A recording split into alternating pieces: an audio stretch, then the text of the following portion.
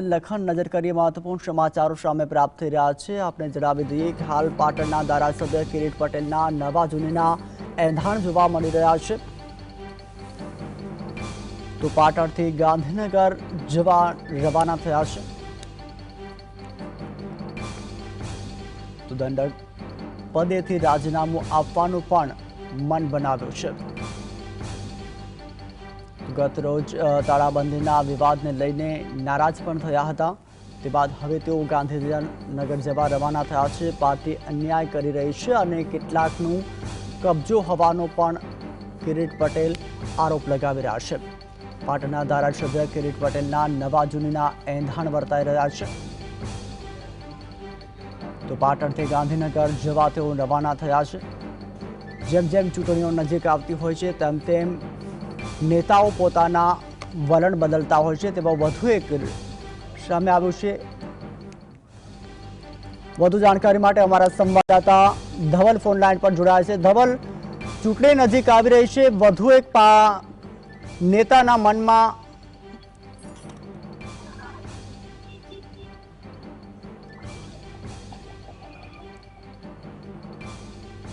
ધવલ, જે રીતે અત્યારે ચૂંટણી આવી રહી છે, વધુ એક નેતા છે જે મનમાં લાડુ ફૂટી રહ્યા છે, તેઓ પક્ષ પલટો કરે તેવા પણ એંધાણ વર્તાઈ રહ્યા છે।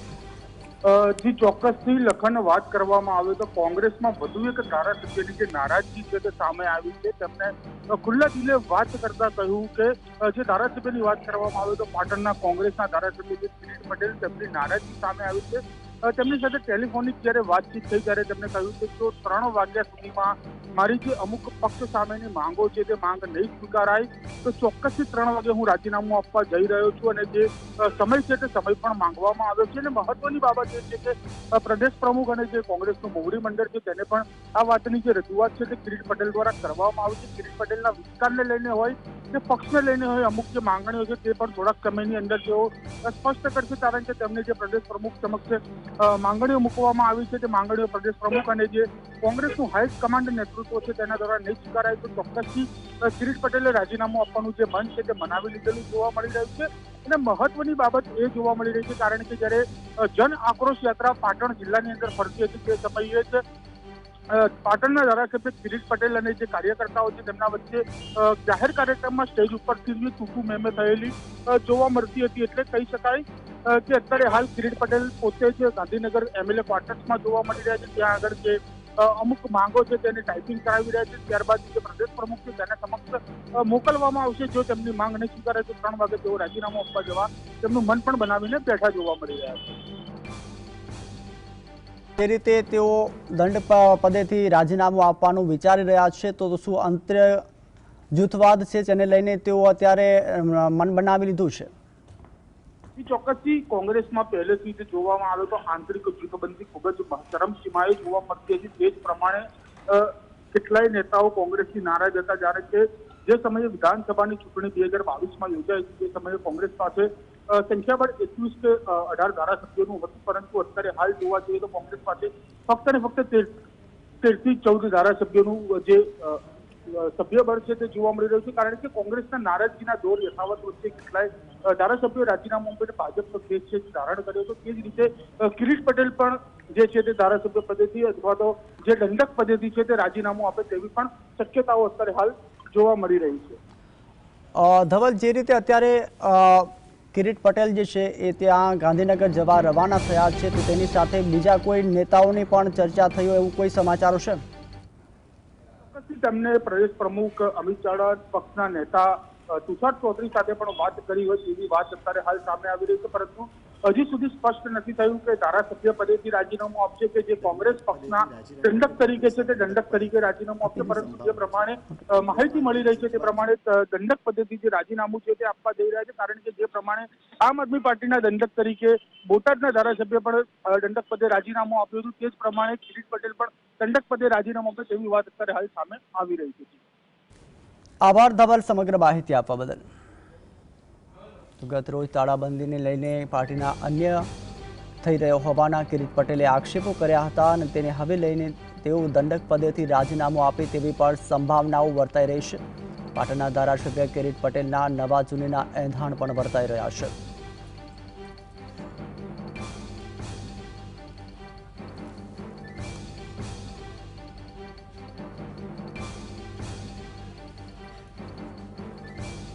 તો વધુ જાણકારી માટે અમારા સંવાદદાતા અલ્કેશ પટેલ લાઈવ જોડાયા છે। અલ્કેશ, જે રીતે પાટણના ધારાસભ્ય કિરીટ પટેલ કોંગ્રેસમાંથી જાય તેવા પણ એંધાર રહ્યા છે, દંડક પદેથી રાજીનામું આપે તેવા સંભાવનાઓ વર્તાઈ રહી છે, વધુ અપડેટ જણાવશો?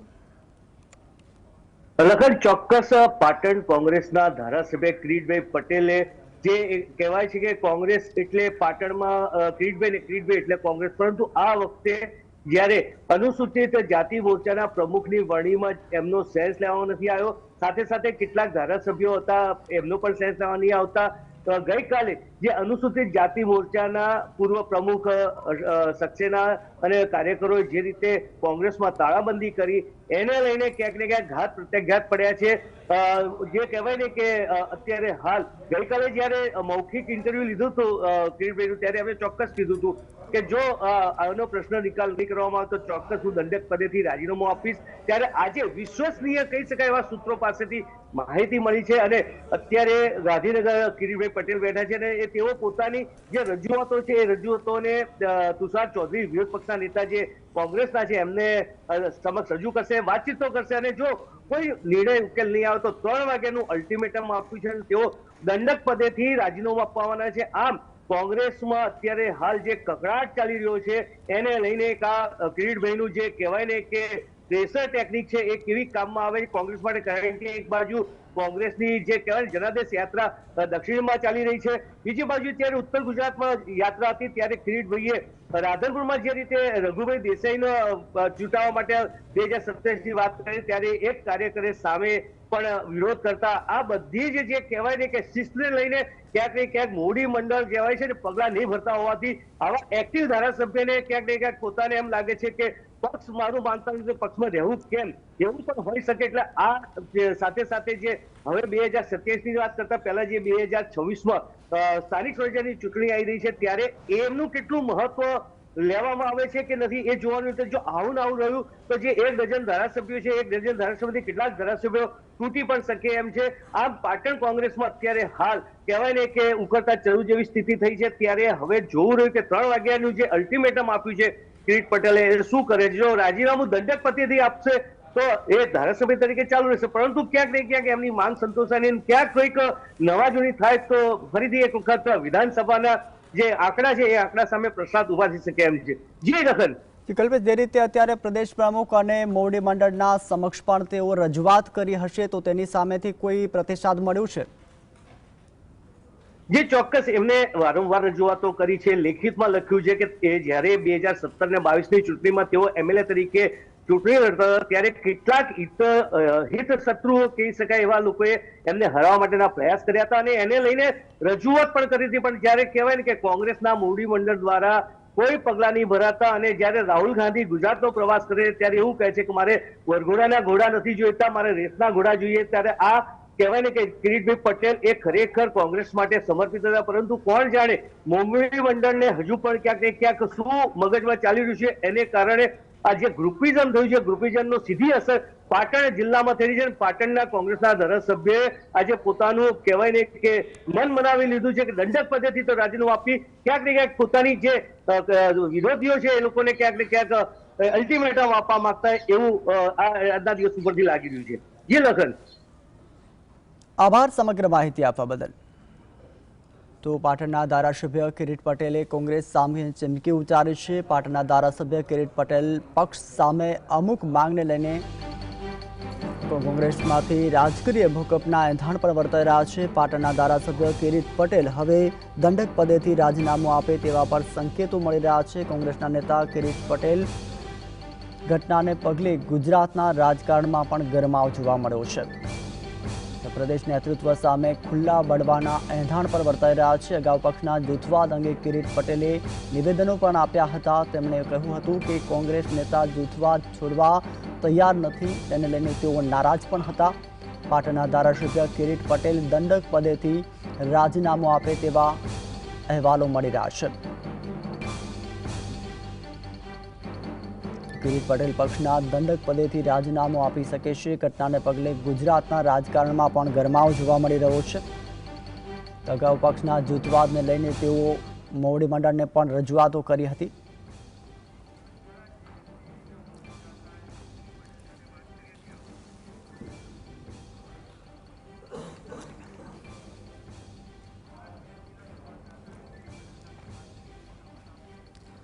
તો એક દિવસ પહેલા જીએસટીવીના રિપોર્ટરે કિરીટ પટેલ જોડે વાત કરી હતી। જનતા પાર્ટી દ્વારા ગુજરાતમાં એક બાજુ પ્રદેશ માળખાની રચના થાય છે, ત્યારે બીજી બાજુ બહુ જૂની પાર્ટી કોંગ્રેસ એવી ક્યાંક ને ક્યાંક એના ડખા ઊભા થતા હોય, ત્યારે વધુ એક ડખો પાટણ જિલ્લામાં આવ્યો છે। અનુસૂચિત જાતિ મોરચાના જે પૂર્વ પ્રમુખ હસમુખ સક્સેના હતા, એની જગ્યાએ અત્યારે હાલ સિદ્ધપુરના જયાબેન શાહને જે એમને નિમણૂક આપતા વિરોધ થયો છે, અને આજે એને લઈને ખૂબ જ મોટી સંખ્યામાં અનુસૂચિત જાતિના સભ્યોએ અહીંયા તાળાબંધી કરી કોંગ્રેસના। હવે કોંગ્રેસના જે પાટણના એમએલએ છે એમને પૂછી લઈએ કે આપનું સ્ટેન્ડ શું રહેશે સાહેબ? આમાં જો જે રીતે છેલ્લા ઘણા સમયથી પાટણની અંદર અનુસૂચિત જાતિના જે ચેરમેનની પ્રમુખની વરણી થઈ, અત્યાર સુધી સામાન્ય પ્રણાલિકા એવી હતી કે કોઈપણ જિલ્લા કક્ષાના હોદ્દેદારની નિમણૂક કરવામાં આવે તો ચૂંટાયેલા ધારાસભ્યો જિલ્લા પ્રમુખની સેન્સ લેવામાં આવે,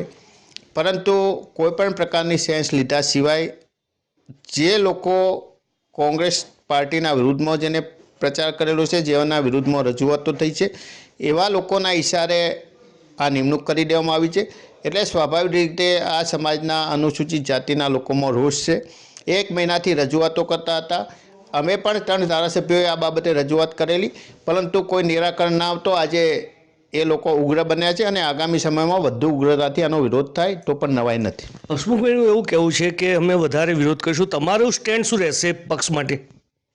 જુઓ, અમે જે લોકો સાચા છે એના સમર્થનમાં રહીશું, અને કોંગ્રેસ પક્ષ જો સાચા લોકોની સંનિષ્ઠ કાર્યકરોની વાત નહીં સાંભળે અને જે લોકો શિસ્તમાં રહેતા નથી, જે લોકો કોંગ્રેસની અંદર રહી અને પાર્ટીને નુકસાન કરવાનો પ્રયાસ કરે છે, એવા લોકોને દૂર કરવામાં નહીં આવે તો આગામી સમયમાં અમે પણ દંડકમાંથી રાજીનામું આપી દઈશું। કિરીટભાઈ, તમે હિતેન્દ્ર પીઠડિયાનો વિરોધ છે, એની પાછળનું કારણ શું છે?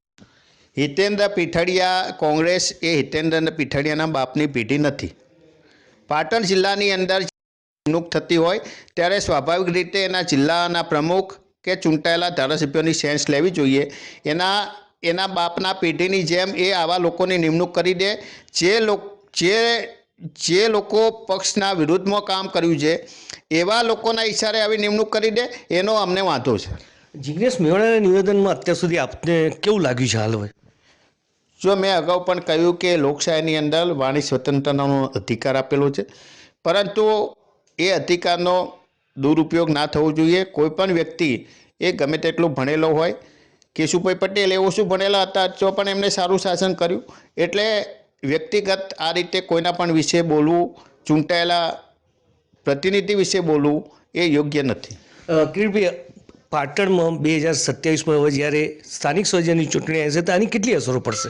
2027માં નહીં, 2026માં સ્થાનિક સ્વરાજની ચૂંટણીઓ આવશે તો ચોક્કસ આટલા બધા કાર્યકરો રાજીનામા આપશે તો પાર્ટીમાં પક્ષને મોટું નુકસાન થવાનું છે। તો કિરીટભાઈ સાથે વાતચીત કરી જીએસટીવીએ, પરંતુ જે રાહુલ ગાંધીએ જે રેસના ઘોડા અને વરઘોડાના ઘોડા કીધા હતા એ હવે કયા અત્યાર સુધીમાં ગયા છે એ ખબર નથી પડતી। ક્યાંક ને ક્યાંક વિરોધ હંમેશના માટે કોંગ્રેસમાં થતો હોય છે। આ એક જે કહેવાય ને કે લોકશાહી ગણવી કે સર્વગ્રાહી કરવી કે દેખાવ કરે ખબર પડતી નથી। અલ્કેશ પંડ્યા, જીએસટીવી, પાટણ।